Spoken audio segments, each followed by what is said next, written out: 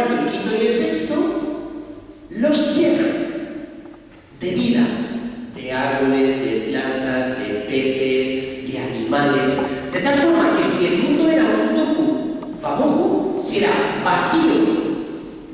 sin forma primero y segundo vacío, en los 3 primeros días se le da forma y en los 3 siguientes días al mundo se le llena. Pero en este relato del libro del Génesis hay de la creación 2 cosas extremadamente importantes. ¿Por qué empieza el libro del Génesis? Al principio creó Dios los cielos y la tierra. Bereshit bara Elohim et hasamim ve'el. Y es muy importante porque los otros pueblos que estaban rodeando a Israel, Israel es un país muy chiquitito, pensad que ocupa lo que la provincia de Ciudad Real, y eso realmente es muy poco. Bueno, pues el resto de pueblos que estaban rodeando a Israel tenían muchos dioses, eran idólatras. ¿Y qué adoraban el resto de pueblos? Al sol, a la luna, a las estrellas, el dios de las aguas que manda la lluvia para que podamos recoger fruto. O sea, idolatraban a todas las fuerzas de la naturaleza. ¿Y qué es lo primero que hace el libro del Génesis? Al principio creó Dios los cielos y la tierra. ¿La tierra es una diosa? No, la ha creado Dios. ¿Los cielos se pueden idolatrar? No, los ha creado Dios. ¿Y Dios qué crea? El sol. Dios crea la luna. Dios crea las estrellas. ¿Qué significa esto? Es impresionante, pero significa que todo lo que los otros pueblos consideraban Dios, la Biblia en ese momento lo reduce a simples criaturas. Por eso, ¿cuál es la finalidad? Lo primero que pretende el libro del Génesis, muy sencillo: desmitologizar lo que el mundo canoniza. Los otros pueblos de Israel tenían una visión mítica de la naturaleza, todos eran dioses. Y lo primero que hace el libro del Génesis, lo primero que hace la Biblia y la palabra de Dios es racionalizar. ¿Quién nos ha contado que la Biblia es enemiga de la razón? Que la fe es enemiga de la razón. Lo primero que hace el libro del Génesis es racionalizar. No son dioses, porque Dios solo puede haber uno. Y esto es impresionante. Porque el libro del Génesis desmitologiza. Pero atención, estamos celebrando el tiempo de Adviento. Para los cristianos no simplemente hay espacios sagrados, ¿verdad? Esta iglesia es un espacio sagrado. Para los cristianos, la vida del hombre está sujeta a 2 coordenadas: espacio y tiempo. Bueno, pues para los cristianos tenemos tiempos sagrados. Lo primero que hace el libro del Génesis es darle una dimensión sagrada al tiempo. Porque Dios crea el mundo, pero Dios crea un último día, el séptimo. ¿Y para qué es el séptimo día? Para dar culto a Dios. Esto es impresionante porque significa que la creación entera tiene una finalidad litúrgica a Dios. O sea, la creación no es simplemente para comer, para beber, para cazar, para pasárnoslo bien. Uy, qué bien, vamos a darnos un paseo a la montaña que está en la sierra de San Vicente preciosa, a coger castañas gratis por ahí. O sea, la creación no solo está para eso.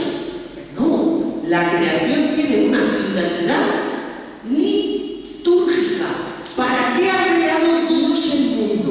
Para que le alabemos. O sea, todo está orientado ¿a qué día? Al séptimo día. Todo está orientado a la gloria de Dios. Y el hombre participa de esa gloria de Dios. Y el hombre, de alguna forma, se convierte en el portavoz de la creación entera. Por ejemplo, aquí tenemos un ser vivo. La corona de Adviento no vale, porque esto es una puerta. Mira, esto de plástico. Y esto bueno. Pero aquí tenemos una planta de verdad. Un ser ¿este ser vivo puede dar gloria a Dios? No, es un ser inanimado. Entonces, ¿qué hace el hombre? A través de su alabanza se convierte en portavoz de toda la creación para que toda la creación pueda dar gloria a Dios y devolverle a Dios la gloria que le pertenece. El hombre no alaba por sí mismo, alaba siendo portavoz de la creación entera, porque toda la creación está hecha para la alabanza de Dios. Es impresionante. Y por tanto, el tiempo tiene una dimensión sagrada. Pero, ¿qué hace Dios con el hombre? Esto es, yo creo, que lo más bonito y lo que nos vamos a centrar. Fijaos, Dios crea al hombre con un mimo especial. Porque el relato de la creación se para cuando Dios va a crear al hombre, marcando como una especie de diferencia con el resto de las criaturas. Ya conocemos la historia. Dios modela al hombre del barro, significa que el hombre tiene un componente material, evidentemente nuestro cuerpo. De hecho, hay una cosa muy curiosa. ¿Sabéis cómo se dice tierra en hebreo? Adamá. ¿Qué os suena de ahí? ¿Qué viene de Adamá? ¿Cómo se llamaba el primer hombre? Adán. Efectivamente, Adán. ¿Y de dónde viene la palabra Adán? ¿Qué tiene una A al final? Adamá. ¿Por qué Adamá significa tierra? Y la tierra representa nuestra fragilidad. El hombre es creado frágil. Pero después Dios le infunde el nefesh. Nefesh en hebreo es una palabra que tiene dos significados. Y ya sabéis que cuando una palabra tiene dos significados, se juega con la ambigüedad del término para jugar con los dos significados. Es como cuando cuentas un chiste y hablas con palabras que tienen doble significado. Bueno, nefesh significa alma, pero nefesh también significa vida. Bueno, también significa cuello. Los judíos es que son muy perezosos y no quieren aprender muchas palabras y con una tienen para varias cosas. Entonces significa alma y significa vida. Entonces Dios infunde a ese Adamá, a ese varón, nefesh. O sea, le pone alma, le pone vida. Pero atención, porque en el relato de la creación hay un detalle increíble. Dios pone a todos los animales, en una escena como muy simpática, a desfilar delante de Adán, para que Adán le ponga nombre a los animales. Fijaos, el acto de poner nombre a algo, ¿a quién pertenece? ¿Al creador o a la criatura? Al creador. Que el hombre ponga nombre a los animales significa que Dios considera al hombre su representante en la creación. Nos damos cuenta de la estima en que Dios tiene al hombre. De hecho, dice de él que es imagen y semejanza. Imagen se dice tzelem en hebreo. Atención, porque con este nombre se representa en la idolatría antigua a las imágenes de piedra que representaban a los dioses. Por lo tanto, cuando se dice que el hombre es tzelem o imagen de Dios, ¿qué se quiere decir? Que es como el embajador de Dios en la tierra, la representación de Dios.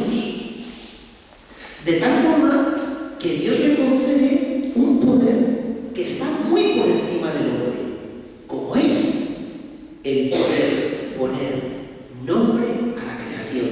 Solo puede poner nombre aquel que crea. En el resto del libro del Génesis, ¿quién pone nombre? Ya no te llamarás Abraham, te llamarás Abraham. ¿Quién es el que pone los nombres? Ya no te llamarás Jacob, te llamarás Isaac. Perdón, te llamarás Israel. ¿Quién es el que pone los nombres en la Biblia? Solo Dios. Y sin embargo ahora, ¿quién está poniendo el nombre? El hombre. O sea, nos damos cuenta cómo Dios crea al hombre y coloca al hombre. por encima incomparablemente a toda la creación. Pero atención, porque siempre de chiquititos cuando leemos el libro del Génesis nos han dicho que Dios crea al hombre a su imagen y semejanza. Ya os he dicho que imagen significa que es representación, pero la palabra imagen y semejanza, ¿cuándo se utiliza en la Biblia? Se nos dice que Sem, que era hijo de Adán, engendró hijos a su imagen y semejanza. Dicho en otras palabras, cada vez que en la Biblia se habla de imagen y semejanza, lo que se da a entender es relación paterno-filial. Por lo tanto, cuando se dice que Dios crea al hombre a su imagen y semejanza, ¿qué se quiere decir? Que Dios le concede al hombre el estatus de hijo. La filiación divina, la filiación adoptiva, que podamos llamar a Dios Padre. De tal forma que Dios nada más crear al hombre, lo eleva por encima de la naturaleza y le da un estatus que no le corresponde de forma natural. Lo coge, lo eleva, lo coloca como imagen suya en el mundo, lo convierte en portavoz para que recoja la alabanza de las cosas que no pueden alabar a Dios y alabe a Él. El hombre tiene una finalidad litúrgica y encima le llama hijo, porque está hecho a imagen y semejanza, y esa expresión tan rara que significará del libro del Génesis, cada vez que se usa en otro sitio en la Biblia, es siempre para decir relación padre-hijo, con lo cual el hombre comienza a ser hijo. Increíble, increíble, porque nunca el hombre ha estado más alto. Pero atención, porque Dios coloca al hombre en un lugar que se llama Jardín del Edén. Fijaos que el Jardín del Edén, la Biblia nos lo pinta de la siguiente forma. Es una montaña, o sea, el jardín está no en llano, sino un poquito en la cumbre de una montaña, tipo el Real de San Vicente. Diréis, pero ¿cómo dice eso la Biblia? ¿Dónde está escrito? Bueno, no solo el libro del Génesis nos habla del Jardín del Edén, el profeta Ezequiel nos habla del Jardín del Edén. Y el profeta Ezequiel dice que el Jardín del Edén está encima de una montaña. Ya veis porque esto es importante, pero retenerlo. Que del Jardín del Edén manan 4 ríos, de los cuales se riega toda la tierra. Por lo tanto, tiene que estar en la cumbre de una montaña, porque si manan 4 ríos que riegan toda la tierra, tiene que estar un poquito más alto, ¿no? Toledo está un poco más alto que Talavera. No necesito mirar la Wikipedia para saberlo. ¿Por qué? Porque si el Tajo pasa por Talavera y antes ha pasado por Toledo, que Toledo está un poco más alto. El agua es lo que tiene, ¿no? Entonces, significa que está una montaña. Pero atención, porque el Jardín del Edén, sus puertas lo están guardando unos querubines, unos ángeles. Lo dice la Biblia. Y es muy importante retener esto, que hay unos querubines, unos ángeles, guardando sus puertas. Y que además las puertas del Jardín del Edén, ¿hacia dónde se abren? ¿Hacia dónde se orientan? ¿Norte, sur, este o oeste? Hacia el este, hacia oriente. Y diréis, ¿por qué se dan todos estos detalles? La Biblia no da puntas libre. Entonces, cuando se dan detalles, es que los detalles son importantísimos. Y atención, porque el Jardín del Edén está la nieva, pueden comer de cualquier árbol, hay un montón de árboles, eso parece un vivero, un cigarral de Toledo, lleno de árboles, todo bonito. Y hay 2 árboles especiales. Cuando habéis leído el relato del Génesis, quizá lo habéis leído demasiado rápido. Y se nos dice que había un árbol del cual Dios les prohíbe comer. Pero atención, porque en el Jardín del Edén, leed despacio el relato, no hay un árbol especial, hay 2 árboles especiales. Está el árbol de la vida. Del árbol de la vida pueden comer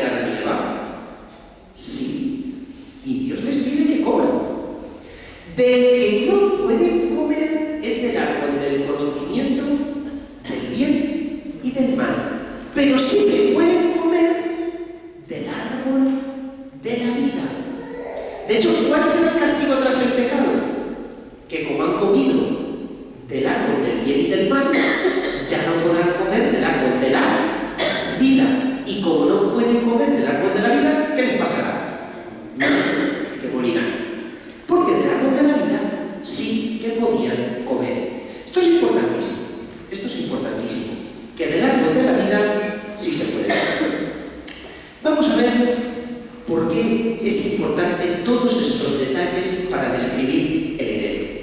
Hemos dicho que el tiempo es sagrado, porque tiene una finalidad litúrgica. Según el relato de la creación, ¿para qué está hecho el tiempo? Para la alabanza. El tiempo está hecho para la alabanza. Pero ¿y el espacio es sagrado? Estamos acostumbrados a imaginarnos el Edén pues como una finca, una parcela bonita, ¿verdad? No tiene su parcela en las afueras de Talavera, bonita, con sus arbolitos. Nada de eso. El Edén no es un lugar corriente, es un lugar sagrado. ¿Qué es para nosotros un lugar sagrado? Muy fácil, una iglesia, ¿verdad?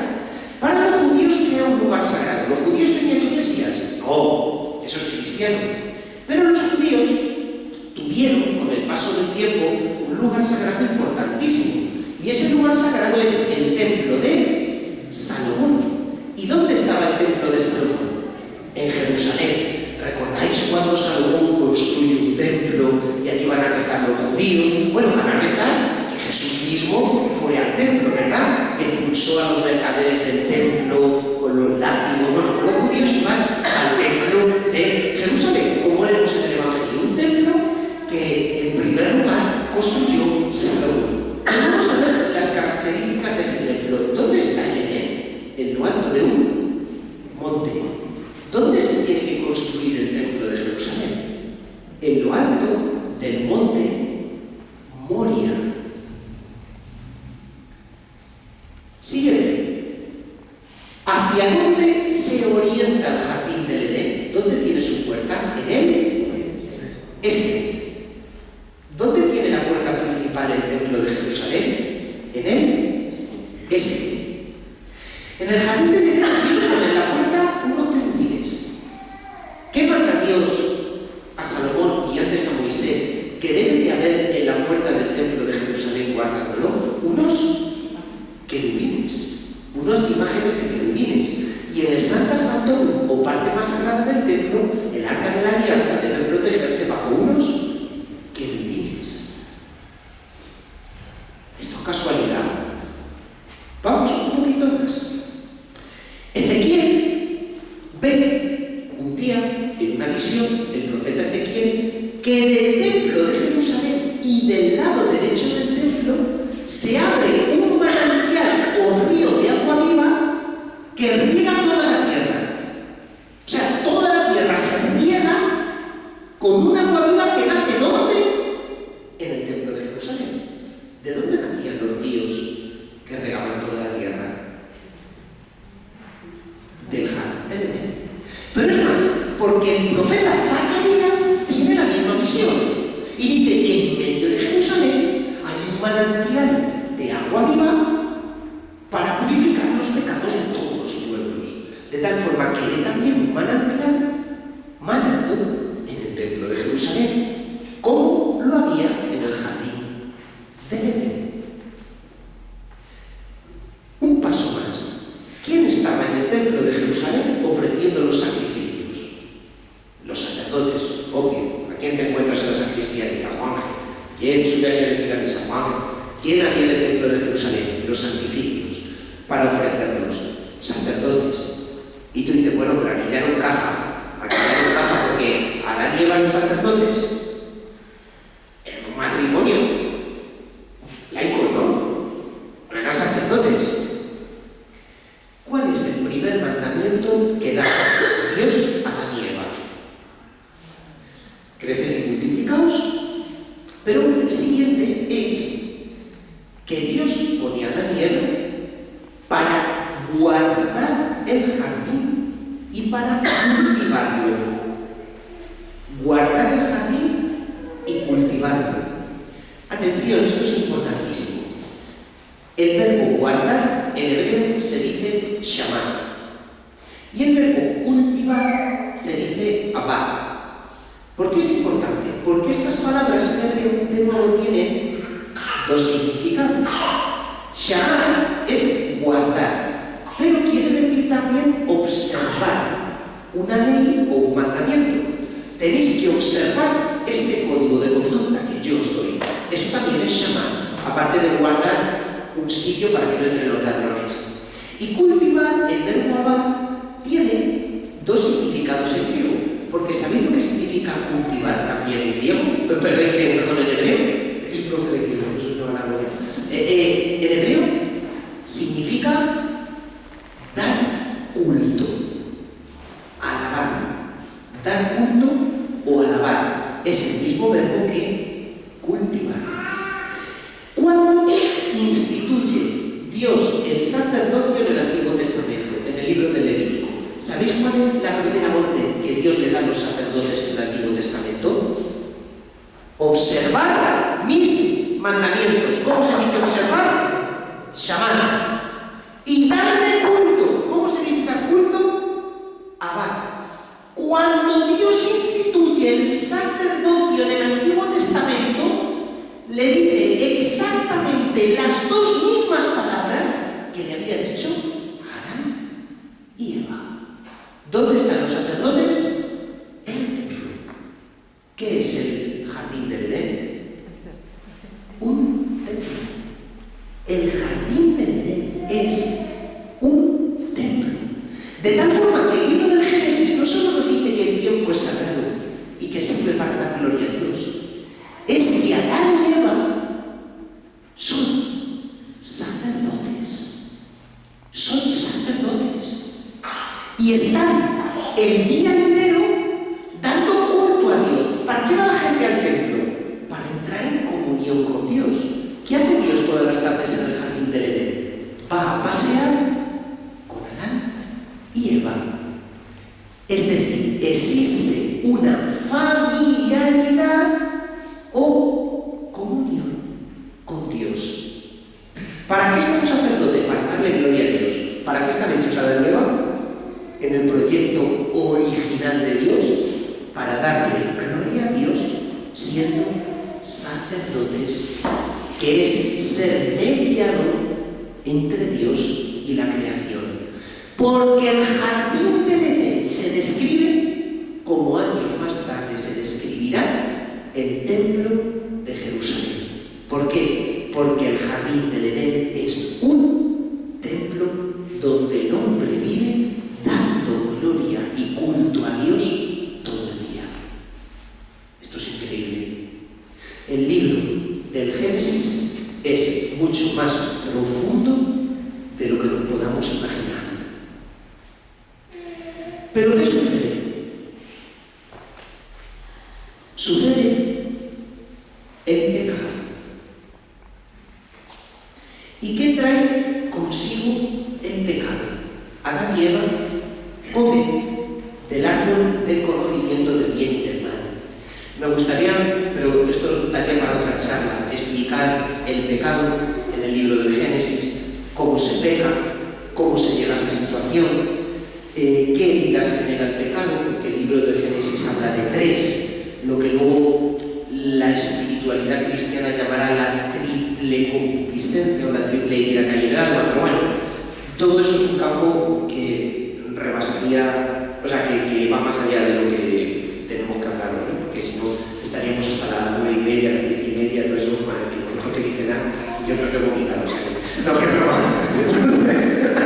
malísimo. Ay, Señor. Bueno, pero vamos a ver aquí. El hombre peca, y entonces cuando el hombre peca, se aparta de Dios, rompe la comunión con Dios y marcha fuera del jardín del Edén, perdiendo ese estatus sacerdotal. A partir del momento en el cual el hombre peca, ¿quién ejercerá el sacerdocio? Son los primogénitos de cada familia. Atención, esto es muy importante. Si yo os digo en el Antiguo Testamento quiénes eran los sacerdotes, ¿qué me decís? De todas las tribus de Israel, ¿cuál era la tribu de los sacerdotes? La tribu de Leví, los levitas. Pero esto no es verdad. Los levitas empezaron a ser sacerdotes después del pecado del becerro de oro, porque el pueblo entero pecó y los levitas no pecaron. Pero antes de que el pueblo pecara con el becerro de oro, ¿quiénes eran los sacerdotes de Israel? Los primogénitos de cada familia. Lo voy a traducir esto. A medida que la humanidad va pecando, la humanidad va perdiendo el privilegio del sacerdocio. Antes eran toda la humanidad, Adán y Eva. Después del pecado, solo los primogénitos de cada familia. A medida que Israel peca con el becerro de oro, ¿quiénes pueden ser sacerdotes? Solo la tribu de Leví. Pero luego, cuando en Números 25 van por el desierto y cometen otro pecado, que todavía más gordo que el del becerro de oro, que es Baal peor, no se explico el pecado porque da casi vergüenza. Bueno, pues cuando pecan, ni siquiera toda la tribu de Leví puede ser sacerdote, solo los de la familia de Aarón, Pinjas, Eleazar y sus hijos. Con lo cual, a medida que va creciendo el pecado, la humanidad se va separando de Dios y ya solo unos poquitos gozan de ese privilegio del sacerdocio. Es más, la humanidad entera ha salido del Edén y ya no puede volver al paraíso perdido. ¿Os dais cuenta de lo que hemos perdido? Pero, ¿qué sucede? Estando hablando. ¿Qué sucede? ¿Y por qué esta historia tiene un final feliz? Los profetas. El profeta Ezequiel, a mitad del libro, comienza entreviendo que Dios algún día haría que del templo de Jerusalén manara como del antiguo Edén un torrente de agua viva, que aquel que no bebiera tendría vida. O sea, volvería a comer del árbol de la vida, porque en el Edén no se podía comer del árbol del bien y del mal, ¿cierto?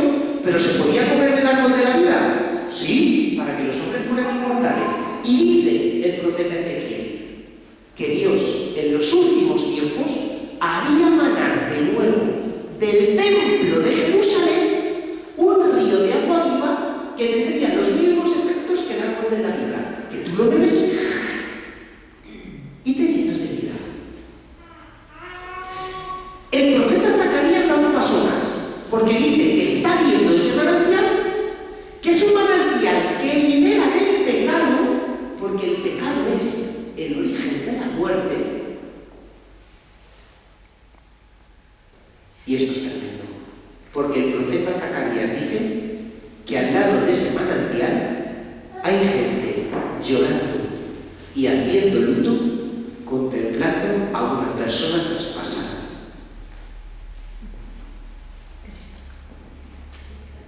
Cinco siglos antes de que nazca Jesús, ve un manantial de vida que te limpia del pecado, que está manando del lado derecho y que está rodeado de gente haciendo luto por un hijo único que ha sido traspasado, pero aquel que bebe de allí tiene vida en abundancia.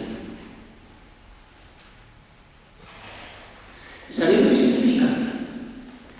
Que toda la historia de la salvación que nos narra la Biblia, desde la primera a la última página, es una historia que es la historia de cómo recuperar el paraíso perdido, el Edén perdido. ¿Cuándo hace Dios el Edén? Cuando hace una creación, cuando crea el mundo. Pero es que el profeta Isaías va a decir que cuando aparezca el Mesías, Dios hará una nueva creación. Y esa nueva creación tendrá un nuevo Edén. ¿Nos damos cuenta de qué es Cristo y de qué es la cruz de Cristo? De hecho, la cruz de Cristo, si vamos a la liturgia del 14 de septiembre, día de la exaltación de la Santa Cruz, ¿qué se le llama? El árbol de la vida. Si vais al Santo Sepulcro de Jerusalén, al Calvario, donde muere Jesús, visitáis el Calvario, metéis la mano en la roca donde estaba la cruz, pero abajo hay una capilla que se llama la capilla de Adán, donde según la tradición estaba la tumba de Adán. ¿Qué significa? Que gracias a la cruz de Jesús nosotros volvemos al Edén. Es que Jesús en Juan capítulo 7 dice: el que tenga sed, que venga a mí y beba, que de sus entrañas, de las entrañas del Mesías, brotan ríos de agua viva. ¿Y qué le dice Jesús a la samaritana? Si conocieras el don de Dios y quién es el que te dice dame de beber, tú me pedirías a mí de beber y yo te daría el río de la vida, el agua de la vida. Atención, porque entonces ahora mismo acabamos de descubrir que nos echaron del Edén a patas, vaya faena, pero que gracias a Jesús y a la obra del Mesías, aquí tengo de nuevo el árbol que si yo como de él, como de la inmortalidad. Del árbol del bien y del mal comemos una vez, mejor no comemos. Pero del árbol de la inmortalidad ya no podemos volver a comer si yo bebo el agua viva que está ahora mismo brotando del costado derecho de Jesús y toco su cruz, que es el árbol de vida, vuelvo a tener los mismos beneficios de inmortalidad que tuvieron Adán y Eva. Porque de alguna forma en Cristo tengo la entrada al paraíso que habíamos perdido. Nos damos cuenta de lo importante que es ser cristiano, pero vamos más.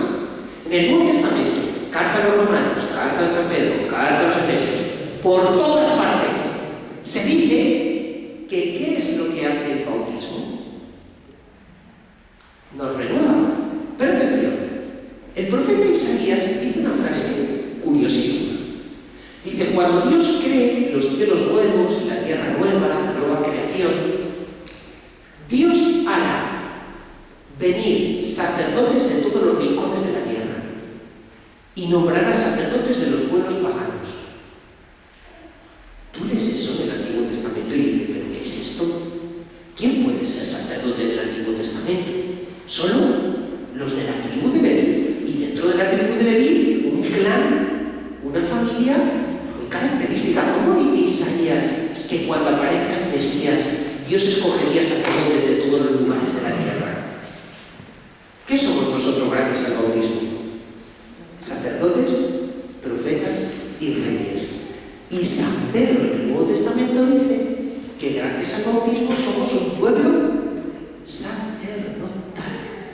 Volvemos, gracias al bautismo, a recuperar el privilegio de Adán y de Eva en el paraíso. Esto es increíble. Esto es increíble.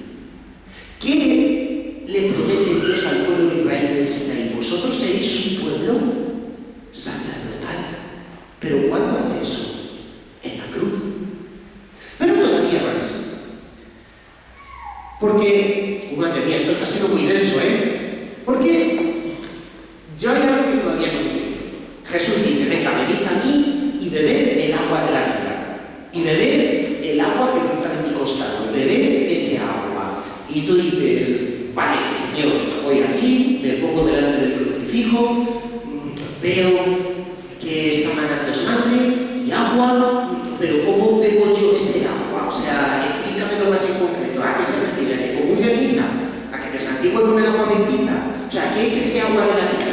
Explícamelo. ¿Qué hay que hacer? ¿Rezar 3 Padres Nuestros, 3 Ave Marías, darle un beso a Santa Teresa de Calcuta? O sea, ¿cómo se bebe ese agua de la vida? Leyendo la Biblia, o sea, porque es una imagen muy bonita, estoy de acuerdo, Jesús, pero explícamelo más en concreto. O sea, ¿qué tengo que hacer? ¿Qué significa el agua en el Evangelio de San Juan y en el libro del Apocalipsis? Capítulo 7. El que tenga sed, que venga a mí y beba. De las entrañas del Mesías manarán ríos de agua viva. Y dice San Juan: eso lo decía por el Espíritu Santo que habían de recibir los que creen en él. Por tanto, para San Juan, el agua es el Espíritu Santo. ¿Queréis más pruebas? Jesús a Nicodemo: el que no nace del agua y del Espíritu no tiene vida. ¿Queréis más pruebas? Si conocieras el don de Dios y quién es el que te pide de beber, tú me pedirías a mí de beber y yo te daría el agua de la vida. Si conocieras el don de Dios. Don de Dios en la Escritura es un nombre para hablar del Espíritu Santo. ¿Cuándo da Dios el Espíritu Santo? El día de Pentecostés, ¿a que sí? El día de Pentecostés. Pero en el Evangelio de San Juan no parece ser eso. Porque en el Evangelio de San Lucas y en los Hechos de los Apóstoles se nos dice que Dios da el Espíritu Santo el día de Pentecostés. Pero atentos, porque San Juan, muy pillo, introduce un pequeño matiz en su Evangelio. Dice que llegando la hora de nona, Jesús inclina la cabeza y entregó el Espíritu. Y justo después de decir eso, al renglón seguido, ¿qué es lo que dice? Que un soldado le perfora el costado y sale sangre y agua.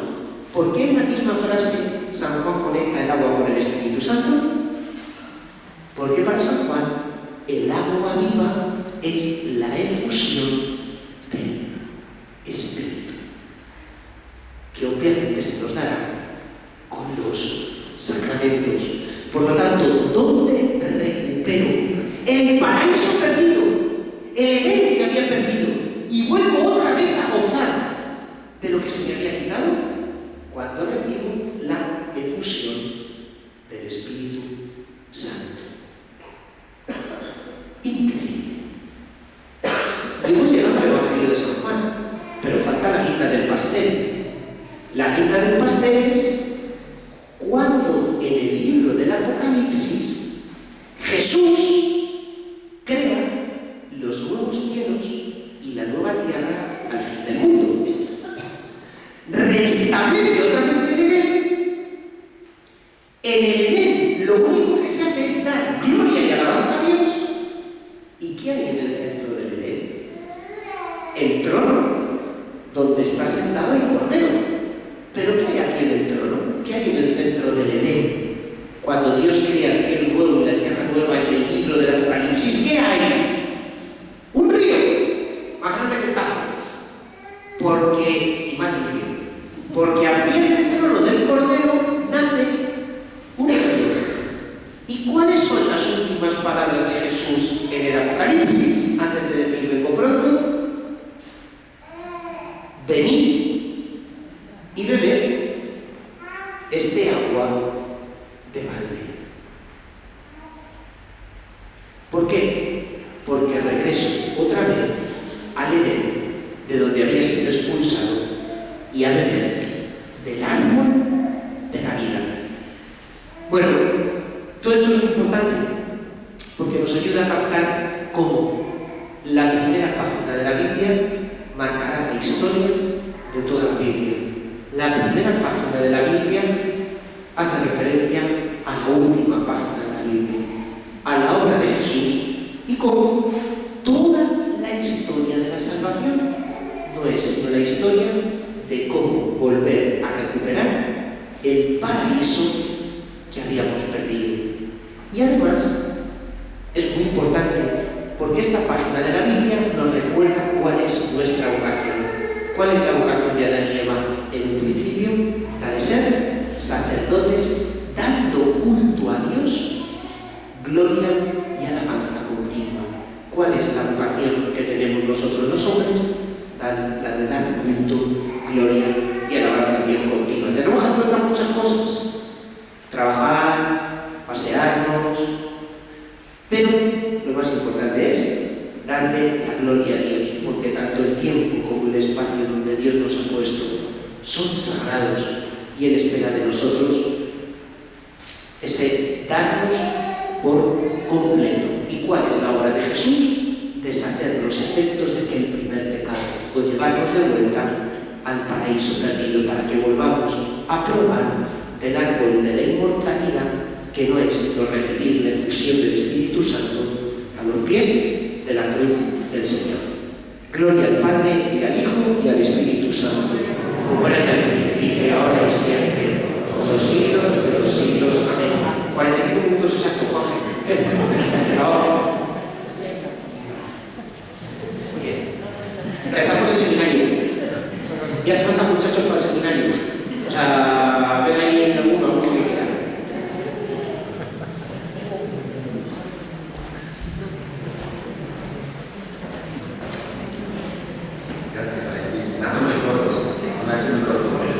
Vamos a dar un aplauso al Señor.